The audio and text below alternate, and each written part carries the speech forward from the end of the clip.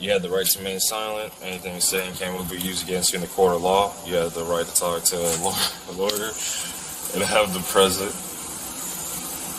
with you while you're being questioned. If you cannot afford to hire a lawyer, one will be appointed to represent you before any questionings if you wish. All right. You good, dude?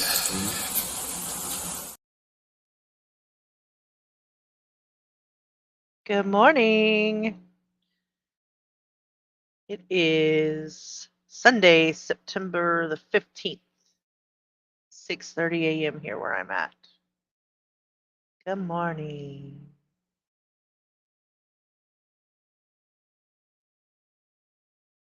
How's everybody doing today? Everybody getting started on the Lord's Day.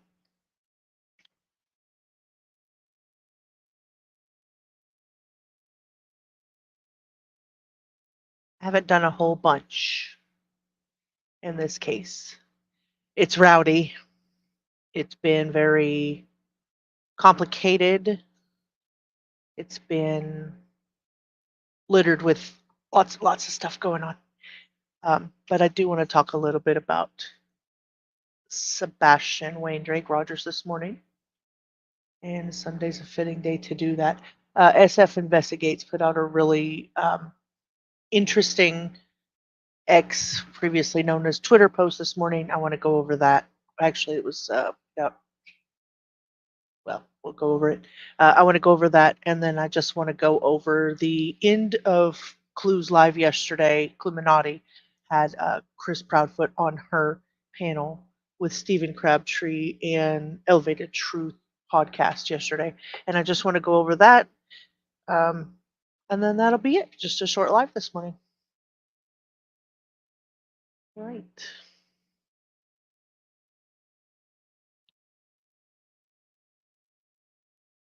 Anybody unfamiliar with the Sebastian Wayne Drake Rogers case? He was a 15-year-old boy who was last seen on the night of February 25th, leading into February 26th. He was in the area of Stafford Court in Hendersonville, Tennessee. He was at home with his mother at the time, and he was wearing a black sweatshirt, maybe with a logo on the front of it, maybe Minecraft, could have possibly been Star Wars, according to the parents. Black square frame glasses, and possibly no shoes.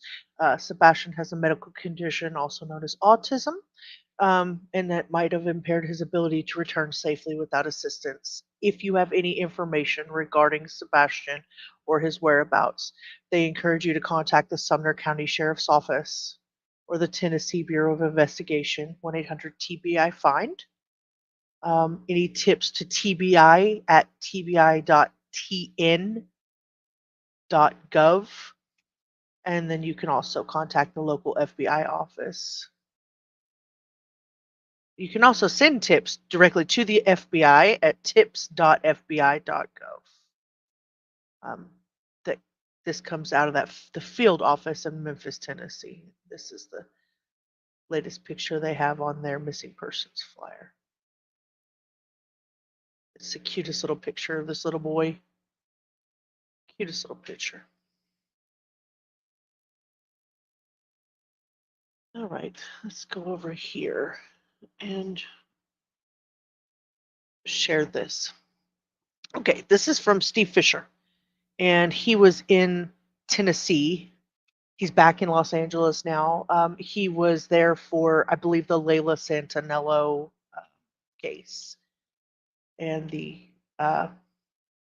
post reads as follows. I'm back in Los Angeles from my trip to Tennessee. It's disheartening to return without having provided any substantial answers to the families. We did make some progress, though. I had meaningful meetings and operations with the TBI and SCSO, and pressure has been ramped up in those cases. Key individuals are currently in jail, hopefully reconsidering the cost of their loyalty to others.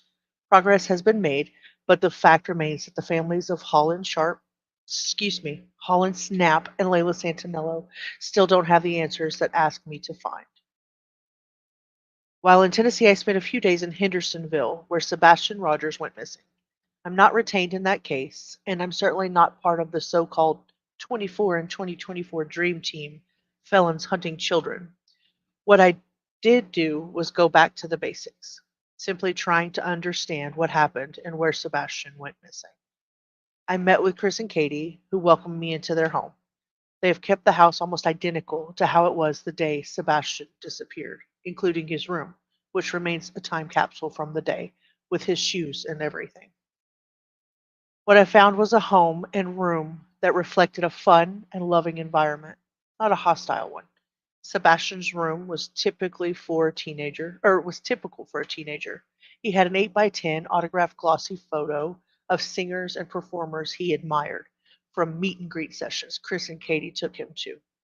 There were games and plenty of activities for his free time. His bed was made, and his bathroom was stocked with personal hygiene products. There's been so much misinformation about this case. It must be incredibly maddening for Chris and Katie to have been steamrolled because they followed law enforcement's advice and stayed quiet to avoid compromising the investigation. For example, the thud Katie heard is almost certainly explained by something in Sebastian's room. I won't be too specific to preserve the integrity of the case, but they took the heat for it despite the simple explanation. I inspected Sebastian's window, how it opens, what security it has, and the relationship from the room to the front of the door and where Katie was while on the phone. It all makes much more sense once you see it in person. Chris spent several hours showing me around the neighborhood, explaining the tracking lines of the canines, camera locations, where lights appeared in the garbage truck surveillance, and other intelligence not publicly known. What I found, without a doubt, were parents who want nothing more than to find their son. These are not the evil people that some have portrayed them as.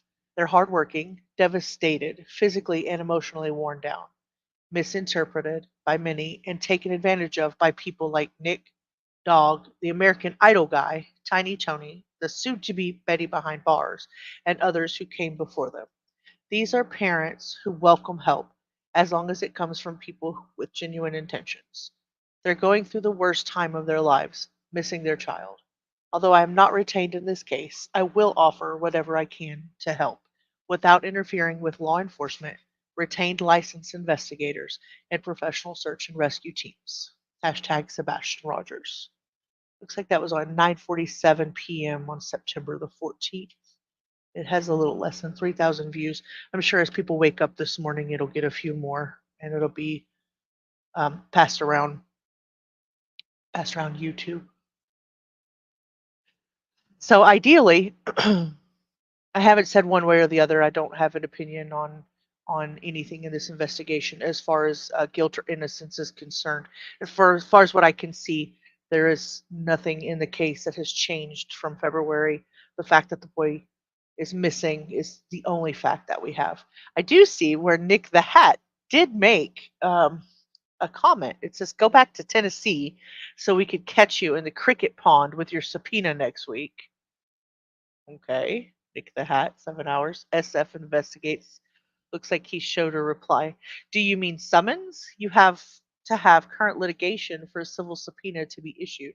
Either way, I'm happy to meet your process server and accept service. In fact, I will stipulate to electronic service through your lawyer if that's what you are insinuating. He says, thank you. Interesting. Huh. Now You See Me says any depiction is going to be taken literally just because you have the credibility. One, bed was made, question mark. Two, sound of thud may not be window but still proprietary, question mark. Would it hurt the investigation to know what floor upstairs or downstairs, question mark. Answer one, yes, bed was made. Two, it's pretty obvious what it probably was because of what he has in his room. That was a question of the sound of the thud may or may not be the window, but still proprietary. So it may have not, or it could have been the window. We did not discuss if this is private information or not, so I don't want to disclose it. I would caution against reading too much into me, not disclosing it. And three, the floor was downstairs, so it's a downstairs floor. How much are you getting paid for that simp? Millions. No, billions. That was his response to that.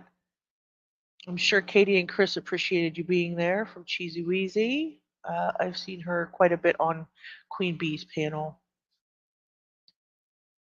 Bless you for this and your compassion to suffering parents. Thank you for taking the time to get real facts in the case. I had the chance to listen to Chris speak today on Clue's panel, which is what I want to go over. I definitely want to listen to that. I was impressed with the compassion he shows others that have wronged him. And Katie, I admire both of them for remaining classy in the midst, but I'm sure that means midst of all the chaos. I would be so honored to call them friends. Mind of Monsters says, glad you're home, Steve. Thank you for all you do for the missing and the families. Thank you for the update and hard work. Thanks for the update. Griffin once again violated their PO this AM on YouTube. Pass it on. We will not be going over Miss Betty this morning. Will not be doing that. Although I'm sure it was comedic to say the least. We will skip it in our daily endeavors on this Sunday. Maybe next time. All right. Share this screen. So this was from Cluminati yesterday afternoon.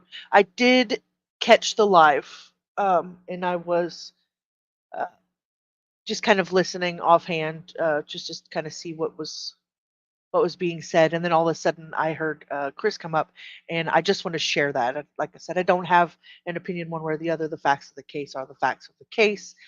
There was a missing 15-year-old boy from Hendersonville, Tennessee. Cluminati lives in the area, has attended several of the court proceedings for Andrew Griffin, aka Bullhorn Betty. Stephen Crabtree has been involved, and Truth also lives in the Tennessee area. I'm not sure how close to Cluminati, and I'm not sure the you know the dichotomy between the three of them. But needless to say, Chris has been on her panel, has donated to the blip boards that Cluminati has put up. I believe Duchess started that from the beginning and had to step away due to family obligations. And Cluminati took over. And then most recently, I believe a TikTok creator also participated in raising money for Blipboard's barbecue lady, I believe her name is. And I haven't put a lot of effort into looking that up or locating that. But uh, all right, this falls under fair use. All I want to do is go over the interview that she had with, well, not really an interview, the dialogue that they had yesterday with Chris Proudfoot. So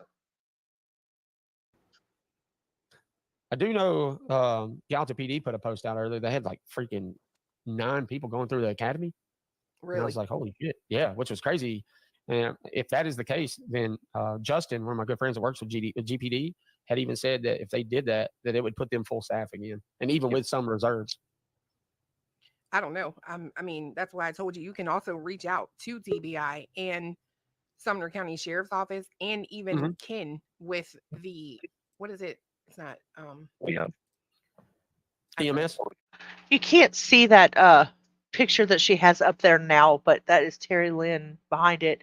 Actually, earlier in the live, I might go back and play that, but earlier in the live, and Terry Lynn is another creator on YouTube that came from the 90-day community. She's been searching. She lives out in Tennessee as well, and she has been out searching for Sebastian pretty much, I believe, from the beginning of the case. Now, like I said, I don't have an opinion one way or another about any of these creators. It's just what I've seen. And Terry Lynn was apparently on earlier in the live. Like I said, I'll just have to find it. It looks like she was on a news, maybe news show. There it is. Let's see, where is this at? We're at 305 right here. She was on a news show. There it shows her picture. She was on a news show. I just lost it again. Oh, there it is. Okay, let's see what this was about. It's a little whatever. I did find this though. We have raised 4 children in this house, and the house rule has always been doors open at night. Mom and Dad want to know what's going on. Got to tell you, though, I am now questioning every day of that policy. We invited 3 moms to come into our Fox 17 studio and watch a video produced by the UL Firefighter Safety Research Institute. We found this like forever ago. I don't remember if we played it or not. I don't think I did. A cutting-edge fire research group. I think I may have. What these moms are about to watch will shake them up. If you think you know everything about house fires, maybe, but times and houses have changed.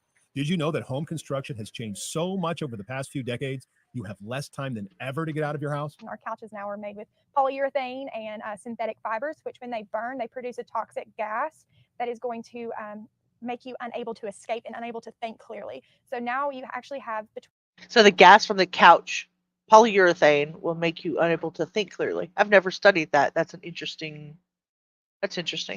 between 3.5 and 4 minutes to escape a house fire. The house fire begins in the living room. It spreads fast. Remember the toxic smoke? I just can't imagine like breathing that in. I feel like if a child. There she go. That pause game was on point. I don't know if she looks taken aback or scared or just, I don't know her baseline or her mannerisms, so it was interesting. She definitely looks wide-eyed. Was in its bedroom, and just that smoke right there can make them pass out. There are 2 bedrooms in the house. The door is open in one bedroom. The door is closed in the other bedroom. Yeah, I want to play this because it's really good information too, right? We asked our moms how they handled doors at home. Doors are closed. I think it's safer if there's a fire. It's just always been the policy. Doors are always been open. It's an open door. We don't close doors. I leave the doors open. Terry Lynn has an open door policy at her house. It's just been a policy. She looks happy to share that information, a little bit taken aback. Much over the past few decades, you have less time than ever to get out of your house. Our couches now are made with polyurethane and synthetic fibers, which when they burn, they produce a toxic gas that is going to make you unable to escape and unable to. Sam Sleuthen said she must be desperate for the clicks and views. Poor Terry. I'm pretty sure this is older. I don't know. I'll have to look that up. I don't know if she's desperate for clicks and views. She's done pretty well through the Sebastian Rogers case. Think clearly. So now you actually have between 3.5 and 4 minutes to escape a house fire. The house fire begins in the living room. It spreads fast. Remember the toxic smoke? I just can't imagine like breathing that in. I feel like if a child. There she go. Was in its bedroom, and just that smoke right there can make them pass out. There are 2 bedrooms in the house. The door is open in one bedroom. The door is closed in the other bedroom. Yeah, I want to play this because it's really good information too, right? We asked our moms how they handled doors at home. Doors are closed. I think it's safer if there's a fire. It's just always been the policy. Doors are always been open. It's an open door. We don't close doors. I leave the doors open because my kids are young, so my oldest still sometimes has a nightmare, and I need to hear it to run in there and check on him. And here is the very reason for this demonstration, because seeing truly is believing, even though what you're about to see is hard to believe. Firefighters put down the fire. Now it's time to reveal the condition of the 2 rooms. This is the room where the door was open. This is the room where the door was closed. Wow. That is crazy. Wow. Okay. Here they are side by side. You can see why the call across the country is close the door. There's no gray area. It's charred black. It's amazing what just a hollow core door can do and what it can hold back. Remember when we told you 70% of people sleep with open doors? Look at our little test. 2 out of 3 moms sleeping with open doors. Well, like they were saying, you want to be able to hear your child, even with a baby monitor on the nightstand. I don't know, there's just something psychological about having the door open, not having a barrier between you and your kids at night. But in this case, all it took was a 3-minute video to change lifelong habits. Maddie, will you change what you do? Oh, 100%. Yeah, I mean, if an experiment like that can prove, you know, Hmm. it's that fast. I'll do anything to keep my kids safe. I'm thinking doors are going to be closing. A lot of doors are going to be closing. Remember, you all That's crazy. That's crazy, crazy. Do you guys sleep with your doors open or closed?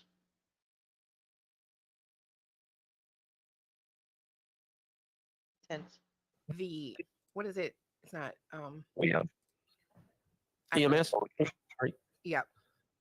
Okay, let's go So back to what this. so Ken is the director out there, right? Correct. Yes. Yeah. So Ken is the one I would leave a message with when I left Forsham that day. I remember him. Somebody somebody's- is roboting. Hello? CP. Hello. Go ahead. Hey. So CP is commonly referred to as Chris Proudfoot, and he is the stepfather of Sebastian Rogers, who we have on our screen, who is the missing child from Tennessee. Hey. Can you hear me? I can Yeah, hear now you. we can. Hey. I know it's been a while since we've actually talked to anybody and been in the public eye. I caught wind earlier about your conversation about the billboards and things like that. I personally, on behalf of me and Katie, wanted to come up and just tell everybody, say thank you for everything that everybody's done and the work that you guys are putting forth, helping find Sebastian, keeping his name public. It truly means a lot. I know, like I said, we haven't been out too much in the private eye. We've kind of been doing some things behind the scenes, quietly working with law enforcement, doing what they've asked. But just wanted to. Chris Proudfoot and Katie and his entire family have been through a lot of scrutiny through online creators and other outlets and other uh, areas for not going out and searching right away, and they were instructed by law enforcement to not be out searching. And that's nothing to dog his father, his biological father, Seth Rogers, who's been out searching off and on since the case began. Nothing to dog him in any way whatsoever. If I were missing my child, I have no idea. I have no idea what my reaction would be to follow law enforcement or to not. I don't know. But what I do know is that from what he says, that they're trying to follow what it is that law enforcement have asked them to do. I cannot imagine what a parent would do if they had if they run upon their own child, how, especially if it's not an ideal situation where, you run into your child that's alive. Um, so I'm sure there's reasons behind law enforcement's request for them to not go out. That, and if I'm correct in saying so, Tennessee's pretty hilly and woodsy, and you never know, somebody could go out and get hurt during the investigation. Reach out and say, hey, thanks to all those who have contributed and continuously prayers and thoughts about Sebastian. 100% always. Oh, absolutely, man. I appreciate the opportunity to get to meet y'all too, man. So Yeah, no worries, man. Like I said, we're there, but the thing is it's just it's funny, man, because you hold no grudge. The voice that you hear is from Vanished and Corrupt with Stephen Crabtree. That's behind this banner right here. grudge. And I say that a lot. And it's just, even that day you could see that, right? When you walk up, and honestly, I mean, like I told you this, I was like, dude, you could really ruffle me up, you know what I mean? But it wasn't, man. It was just, hey, dude, there's no grudge. It's about finding Sebastian. And, it's nice to meet you. It's a pleasure to put a face with a name. And you did that with everybody there. And so I think everybody, The fact that he mentions that Chris could ruffle him up leads back to the initial way that I ran into Stephen Crabtree. And I believe at that time he was on TikTok with Tony Mathis and Seth Rogers and some of the other people that were over there as TikTok creators. And he might have put out allegedly put out some misinformation and since then has tried to come out and correct that misinformation. A lot of people are still very skeptical of him and wondering why the TikTok creators are coming over to YouTube now, what their motives are. I guess we're just going to have to watch that and let that play out, see what actually happens, you know, with that over time. If he is disingenuine, then I'm sure there'll be backlash for that. But people seem to have this narrative that they have no freaking clue or have a general understanding about you, man, or Katie for that matter. It's ridiculous that this is where we're at 7 months later. I feel like where there has been no headway in such a way of like positivity, right? It's just still the same thing we're at. And Truth actually says that, man. I get where he's coming from. Like when I respond, this in honestly kind of like a general conversation that I've when talking to you the other day, it's like, hey, it's not worth the time. Just keep doing what you're doing to, help, bring awareness to Sebastian and bring him home. So I greatly appreciate that. Anytime, man. I mean, if anything, what I would push out there for any and all creators, Truth, Clue, there's a few more out there that kind of do the same thing. Push the drama out. If you just keep everything away from it and just focus on just the basic facts, what law enforcement has, what the situation is for what it is, and focus on that and just do some searching for Sebastian. And they're searching in multiple ways. I mean, no, not everybody's going to be out there physically traipsing across the landscapes, which that's not for everybody. I completely understand that. Some are great at it. Some may have some disabilities that prevent them from doing that. Some have a lot more intelligence behind computers and keyboards trying to figure out things, which is amazing. I'm not going to sit here and tell what people should and shouldn't think. That's not how I operate. That's not the way I was taught. Everybody's opinions are just that. They're their opinions. Different points of view are always welcomed, but just not so much of the drama. Because I know it bogs the case down with law enforcement, with everybody, and it weighs heavy on all parties involved as far as Chris, the stress goes. Katie, I think this myself, goes. Seth. I mean, I wish he wouldn't interrupt him while he was talking, only because they have been very quiet since all of this stuff started happening. I mean, they've really been quiet for a couple of months now, and they really didn't give much of a comment after Bullhorn Betty's court last week, and they haven't really come out and said much about the vigils, and they haven't said anything negative at all about Seth. I just kind of wish that the people that would have them up on panel would just, like he says, he's trying to stay out of he wants people to stay out of the drama, but I just let him finish his thought process. let's not forget something here. Yep. Seth is the parent. He is the biological father to Sebastian. He loves his son. Yep. Katie loves her son. I love Sebastian. But that stress is not an added factor, which. Oh my gosh. Okay, so this is where I start tearing up a little bit because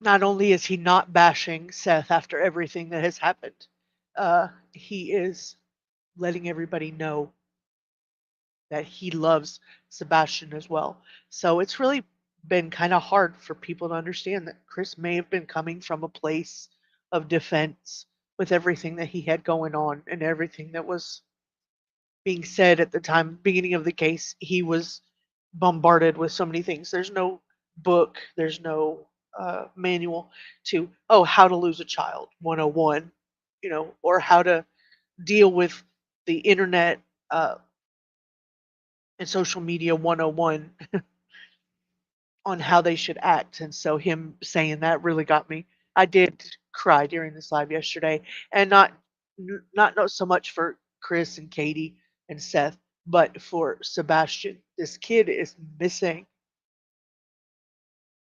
and he has parents that love him. He has family that loves him, and nobody knows where he is. He's not around. Where is he? Nobody knows where he is. And that's sad. Any of us wish upon anybody.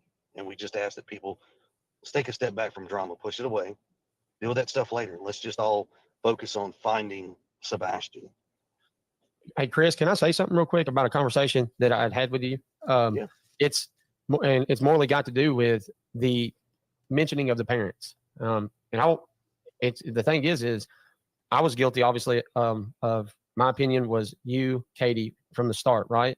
And started looking at this, and it goes back to, like I said, the whole general conversation of when Seth would come out and do the video. But you still told me, hey, look, man, the thing is, your opinions, that's your opinion. But what you need to do, Stephen, is stop bashing all the parents. Seth, Katie, myself. Like, there's no need for that. And, you know, it's something that is, I will say, it's been hard given the direct flybacks I get over there. So it's easy to get caught up in it back and forth. And that's what Truth is trying to, Truth was explaining to me. It's like, man, just let it happen, let it go. And kind of same thing you said, let it, like, they're going to say whatever, just let it go. Don't give it no mind. Be respectful of all individuals, because y'all are the parents. And so it's something that I've got to work on better myself, to be honest with you, especially given the situation at hand now. But I want to say appreciate that advice. And same to Truth, man, with the advice and Clue. Clue, you look at Cletus, man, they have all been legit when it comes to, like, hey, look, man, just keep doing you. Do it this way. It's not worth your time when it comes to these people are going to think whatever the hell they want, no matter. Regardless of what anybody or everybody thinks about Cluminati and Stephen Crabtree and Truth, Betty, anybody behind the microphones and keyboards, I will say that YouTube has kept this little boy's name and face out there. And everybody in that circle of true crime knows who Sebastian Wayne Drake Rogers is, knows that he's been missing, knows who Chris Proudfoot and Katie Proudfoot, Seth Rogers are. They are keeping his name out there. They really are. In my opinion. Or what? You're not going to change that opinion. That's their opinion. That's why it is what it is. But we could do this without having to critically bash everybody. Well, I mean, in the end, just like so the day that we met you and we handed the flyers out to the barbecue and that crew and all that and met them, Terry Lynn's there. That's fine. I don't hold a grudge. It's not a personal thing for me. That's why I walked up and said, hey, let me give you a hug. She gave me a hug. I gave her a hug. She gave Katie a hug. It's not a personal vendetta. It's not. This is not about me, Katie, or Seth. This is about our 15-year-old son, Sebastian, and bringing him home. That's what this is about. Once everybody can focus, draw back to that effectively, I really and truly believe that a lot of these creators could be effective. They could all come together and try to collaborate and make some big, I don't know. I'm not a planner, but I have an idea in my head of where we could try to get some groups, very credible and reputable groups together and try to form something to bring awareness, not just to Sebastian's case. There's so many kids every single day that are going missing. So I missed that, I guess, while I was reading a lot of comments yesterday.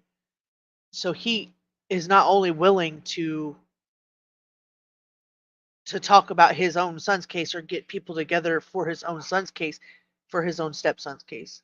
He's willing to get things together for future missing children as well. He says he's not a planner, but he's got ideas. I think that's beautiful, in my opinion. That need that focus. And Katie and I can't be completely stingy and just say it's all about Sebastian. We can't. But we'd love to. We love that everybody is staying focused on Sebastian. But we definitely would love everybody to just push away the negativity and just focus back on Sebastian. He's the important piece here. He is why we're here. Absolutely. That's facts. But Truth, I definitely want to say thank you for everything you guys do. We hear a lot of good comments, a lot of reasonable thoughts, and appreciate all your efforts of pushing billboards. You guys did an amazing thing, just like Duchess and Barbecue and Tammy and all those folks. I mean, there's no way we could have done that without y'all's help, and it truly, truly means a lot to all of us. Of course, you're welcome. Absolutely. Chris, if you don't mind me asking just a very simple question, how are you and Katie doing mentally, physically? Obviously, I know missing Sebastian, but how are y'all holding up in this whole ordeal? We take it day by day. It's a mental struggle. It's lead up and we miss having Sebastian home, you know, Katie's she's missing a piece of her, and that's not a piece that I can replace. It's not a piece that anybody can replace except Sebastian. So she will be temporarily broken until that piece is brought home. However, you know, she's missing her child. She is missing her light. You know, it's a struggle, but Does that sound like a man who loves his wife and knows that she's hurting, over her missing son? I don't know. What do you guys think?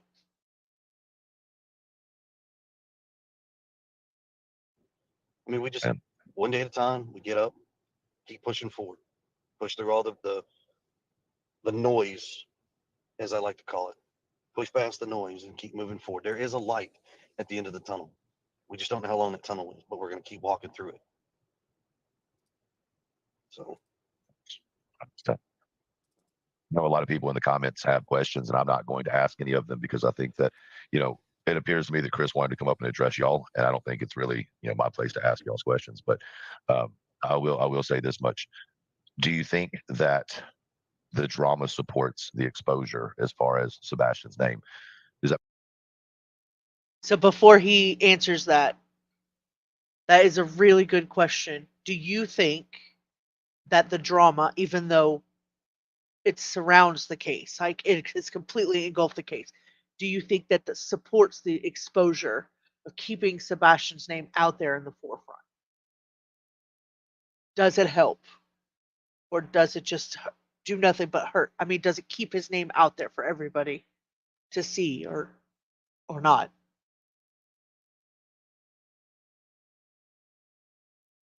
My opinion, like I said earlier, just a few minutes ago, regardless of the exposure, as dramatic as this case has become, I do think that it has kept Sebastian's name out there in the forefront. As much as I don't like the idea that they're having to put their time and resources into going to court with Andrew Griffin or Bakay Bullhorn Betty, as much as I don't like that they've had to do that,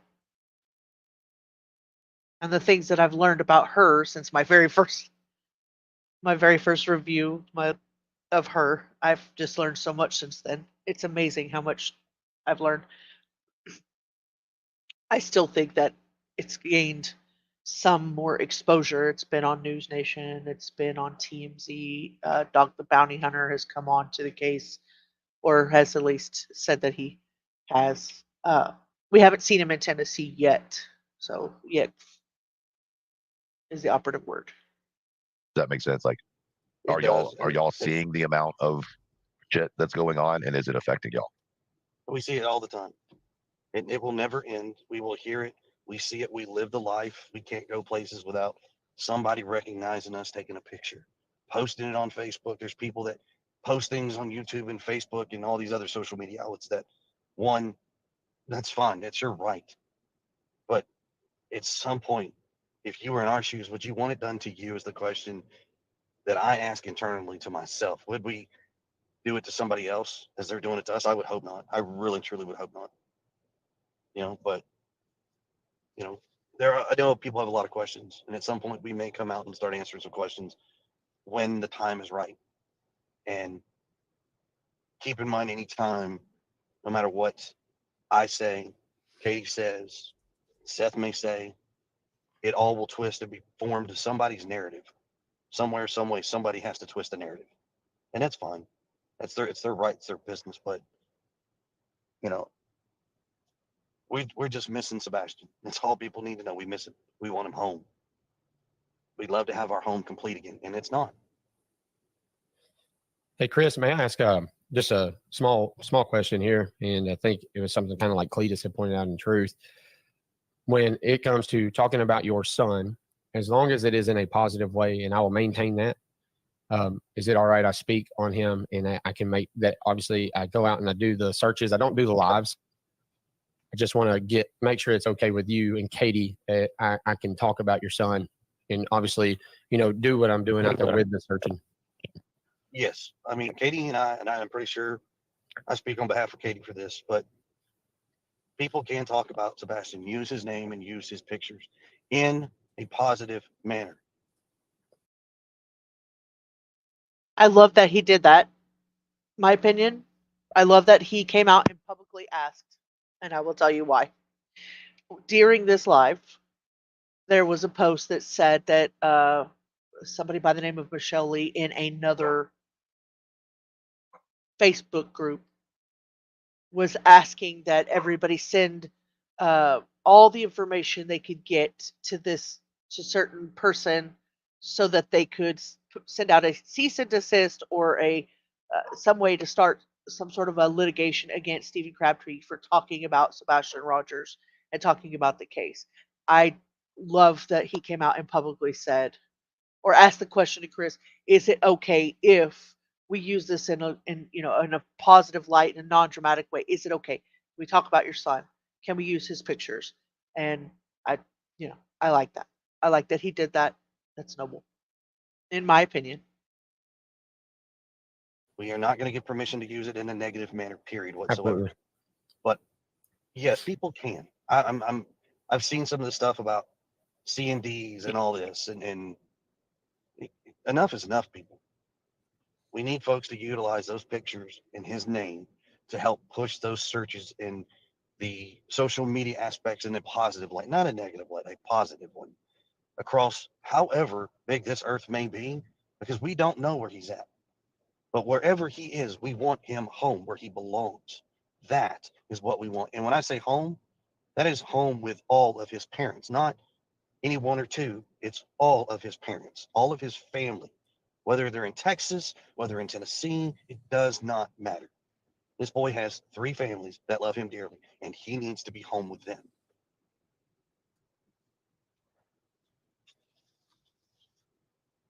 I agree with that 100%.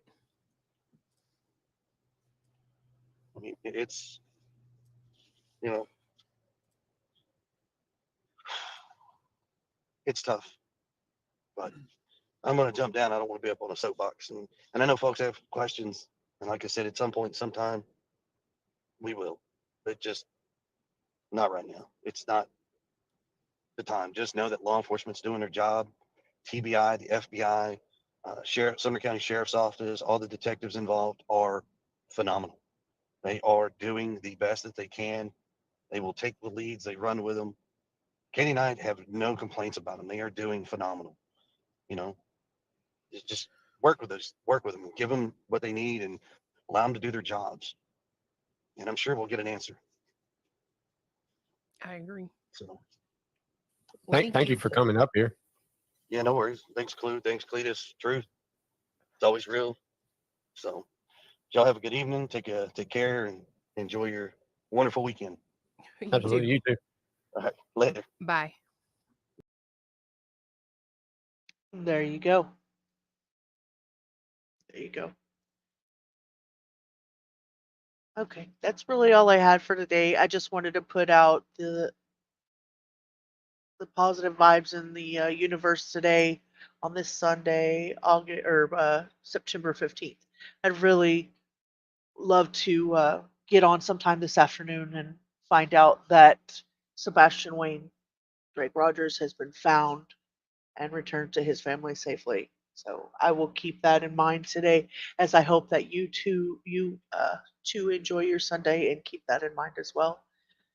Have a good one till next time.